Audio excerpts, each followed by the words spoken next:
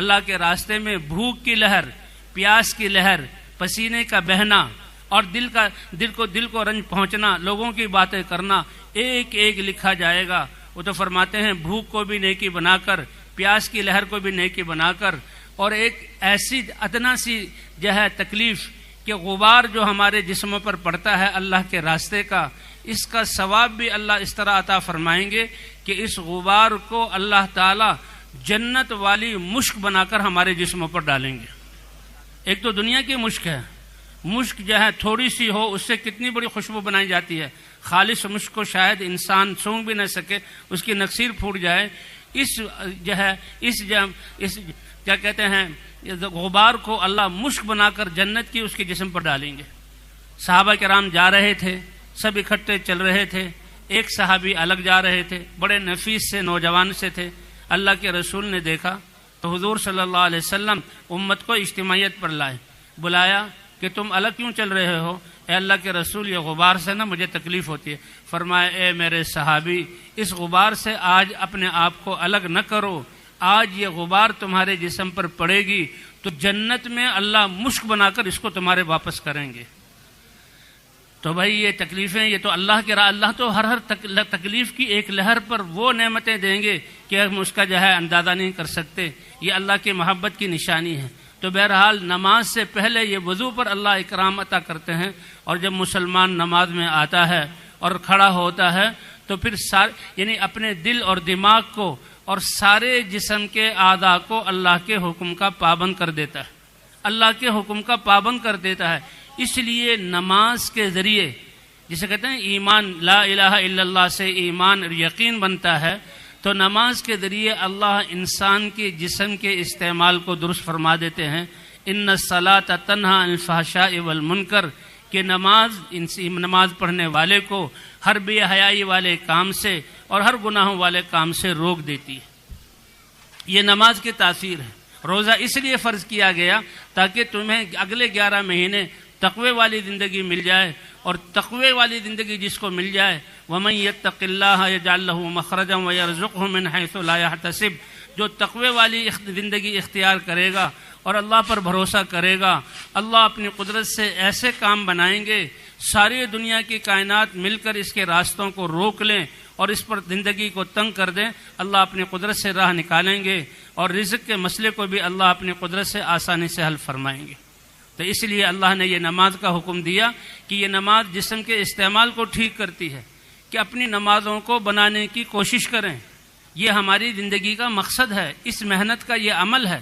دعوت کے ذریعے ایمان کو بنایا جائے اور نمازوں کے ذریعے اپنے جسم کے استعمال کو صحیح کیا جائے۔ جیسے نماز میں اپنے آپ کو اللہ کے حکم کا جس نے پابند کر لیا، جس کی نماز صحیح ہو گئی، تو وہ تجارت میں بھی اللہ کے احکام کا اپنے آپ کو پابند کرے گا، پھر تجارت میں بھی اللہ کی طرف سے رحمتیں برکتیں اتریں گی۔ یہ زراعت کے میدان میں بھی اپنے اعضاء کو اللہ کے حکم کا پابند کرے گا، اور یہ دفتر میں بیٹھ کر بھی اللہ کے حکم کا پابند کرے گا، اور یہ فیصلے اور عدالت کی کرسی پر بیٹھ کر بھی اس سے جو ہے اللہ والے عوامر اور عدل والے عوامر طے ہوں گے، حتیٰ کہ بادشاہت کی سیٹ پر بیٹھ کر بھی یہ بادشاہت میں وہ اللہ کے جو احکام جس کی وجہ سے بادشاہ کو عرش کا سایہ ملے وہ کرے گا۔ اس لیے بھائی دوسرا، نمازوں کی طرف بلانا اور نمازوں کو درست کرنے کی کوشش کرنا، یہ ہماری محنت کا ایک حصہ ہے۔ تو اللہ تعالیٰ انسانوں کو دھوکے سے نکالنے کے لیے اور اس ایمان اور اعمال پر لانے کے لیے اور زندگی کے لمحات کی قیمت کو بتانے کے لیے نبیوں کو بھیجتے تھے۔ حضرات انبیاء کرام قوموں کو دعوت دیتے تھے اور پھر اللہ کے دین پر چلاتے تھے، اور یہ حق وجود میں آتا تو اللہ باطل کو ختم کر دیتے اور زمین کا وارث ایمان والوں کو بناتے۔ اور فرمایا ایمان اور اعمال والوں کے ساتھ ہمارا وعدہ ہے کہ زمین کی خلافت ان کو دیں گے جیسے پہلے لوگوں کو ہم نے ایمان اور اعمال والوں کو خلافت دی۔ حضرت محمد صلی اللہ علیہ وسلم کی تشریف آوری پر اللہ نے نبوت کا دروازہ بند کر دیا۔ آپ سارے انسانوں کے لیے رسول اور نبی، ساری دنیا کی قوموں کے لیے نبی، قیامت تک کے زمانوں کے لیے رسول اور نبی، اور آپ کو 23 سال مبارک عرصہ دیا گیا محنت کا، اور پھر اللہ نے آپ کو اپنے پاس بلا لیا، آپ انتقال کر گئے آخرت کی طرف۔ اب ساری انسانیت کے لیے اللہ نے اس امت کو یہ ذمہ داری عطا فرمائی۔ اسی لیے پہلی امتوں کے ذمہ عبادت، اللہ کے دین پر چلو، اور اس امت کے ذمہ اللہ کے دین پر عبادت کرتے ہوئے اللہ کے دین کی مدد کرو۔ اللہ اکبر، ہدایت تو اللہ دے رہے ہیں، دین تو اللہ زندہ کر رہے ہیں، لیکن ہماری اس نقل و حرکت اور اپنے جان اور مال کو دین کی زندہ کرنے کے لیے لگانا، کیا اللہ نے قرآن میں کتنا بڑا اعزاز کہ میرے ایمان والے بندے، میرے آخری نبی کی امت، میری انسانیت اور بندگوں سے لانے کے لیے میرے دین کی مدد کر رہی ہے۔ اللہ کو کوئی مدد کی ضرورت ہے، یہ اعزاز ہے۔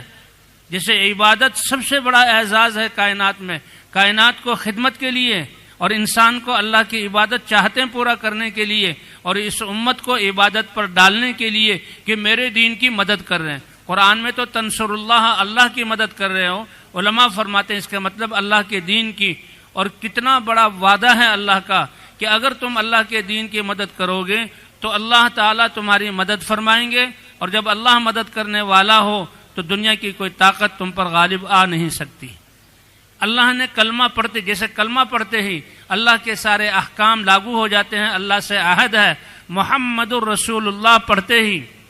اور آپ کے رسول ہونے کا اقرار کرتے ہی اللہ کے احکام کو آپ کی مبارک سنتوں اور طریقوں پر پورا کرنا ضروری ہے۔ تو اسی طرح اس کلمہ کے پڑھتے ہی اللہ تعالیٰ نے حضرت محمد صلی اللہ علیہ وسلم والی محنت، ساری انسانیت کی فکر کرنا اور اس کے لیے جان اور مال لگانا، یہ اس امت کا فریضہ بنا دیا، ذمہ داری بنا دی کہ کلمہ پڑھتے ہی حضور والی محنت۔ اسی لیے اس امت کو خیر امت کہا گیا کہ تم بہترین امت ہو، سارے انسانوں کی نفع رسانی کے لیے نکالے گئے، اور اس کو اللہ کے دین کی مدد کہا گیا، اور اس پر اللہ کے دین کی مدد کا وعدہ کیا گیا۔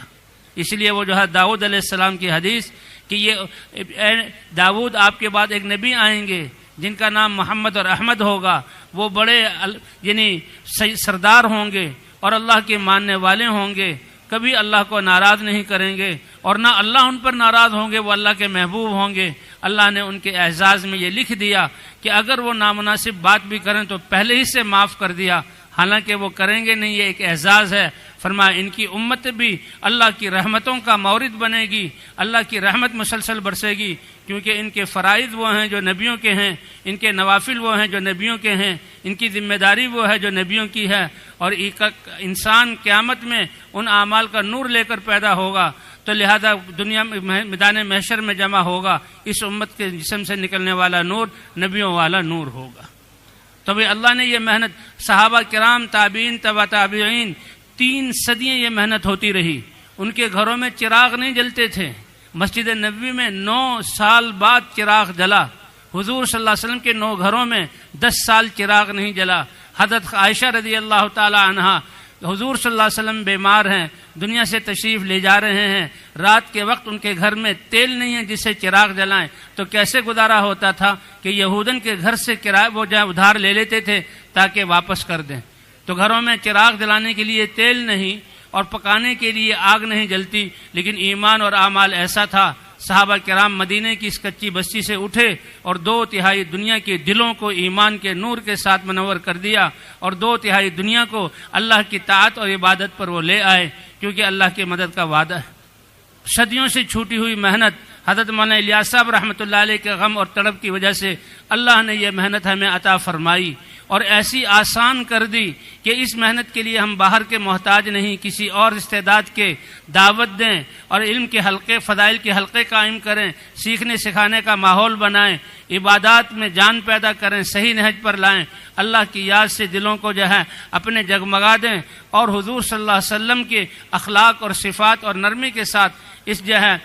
پیغام کو پہنچائیں، امت ان اعمال پر آ جائے، تو اللہ تعالیٰ پھر وہی ہدایت کے نقشے قائم فرمائے گا جو صحابہ کے۔ یہ ہماری زندگی کا مقصد ہے، قیامت میں اس کے بارے میں پوچھ ہوگی۔ لہذا بھائی اگر اس سے ہم موازنہ کریں پچھلی زندگی کا، تو پچھلی زندگی تو ہم نے اپنے خواہشات اور دنیا کے بنانے میں لگائی، اپنی جانوں پر اور انسانیت پر ظلم ہوا، اس سے ہم مانگنے اللہ سے معافی، اور بقیہ زندگی ہماری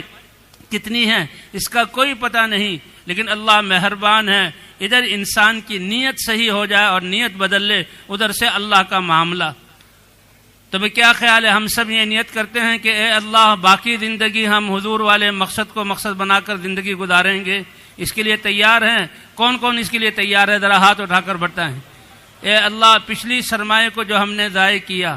اور یہ حالات جو انسانیت پر آئے ہیں، آسمانی وبائیں، یہ ہمارے اس محنت کو چھوڑنے کی وجہ سے انسانیت تیرے دین سے دور ہوئی، یہ حالات آئے۔ اے اللہ، ہم اس کے مجرم ہیں، اس کو معاف فرما دیں، اور بقیہ زندگی کے ایک ایک سانس کو، جیسے شروع میں عرض کیا تھا، آپ تاجر لوگ ہیں، اس بات کو سمجھتے ہیں، یہ بھی تجارت ہے، زندگی بھی ایک تجارت ہے۔ حل ادلکم علی تجارت تنجیکم من عذاب علیم، ایک اپنی ذات کے نیک اعمال پر لگانا، ایک اپنے خاندان کو دیکھ کر چلنا، اور ایک پوری موجودہ انسانیت اور قیامت تک آنے والی نسلوں کو دیکھ کر اپنے زندگی کو لگانا، یہ تجارت ہے جو اللہ نے بتلائی ہے، اور اسی لیے خیر امت قرار دیا ہے۔ آپ سب نے نیت کی کہ انشاءاللہ اس محنت کو مقصد بنا کر کریں گے، تو اس کی نشانی یہ ہے کہ سب سے پہلے تو اس مجمع میں ایسے ساتھی جن کے 4 مہینے نہیں لگے، وہ اس محنت کو سیکھنے کے لیے اپنے آپ کو 4 مہینے کے لیے پیش کریں۔